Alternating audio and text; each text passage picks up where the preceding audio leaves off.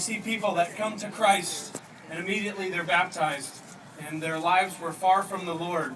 And we've asked Graham to come today to share a little bit of a story and share a little bit about the redeeming work of the Lord. So Graham, if you will, share with these folks.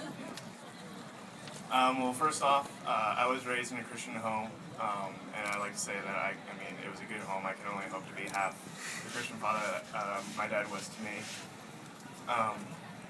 Despite that, though, when I turned 18, I had entered into a relationship with a Hindu girl, and from there, the next 2 years of my life, basically downward spiral.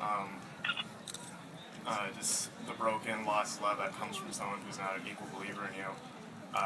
I abandoned my friends, I abandoned my family for this, what I thought was a whole love. And then as that was falling apart, falling into my own addictions of substance abuse, I had an attempt on my own life.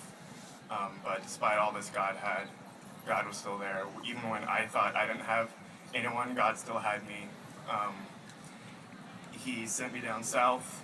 I didn't know what I was going there for. I ended up going to school, and God just turned my life around. He came into my life, spoke to me, helped me change not only my life, but the other people who I used to, do these other sort of things with.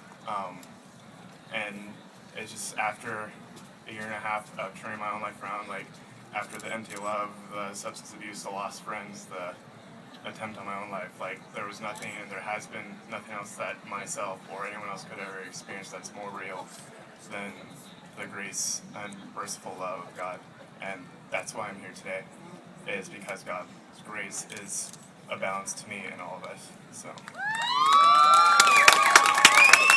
Well, there is no depth that God will go to reach those who he calls his own. So Graham, is it your intention today to declare to these people before God Almighty your personal faith in Jesus Christ? yes. Well, it's my privilege as a pastor to baptize you in the name of the Father, the Son, and the Holy Spirit.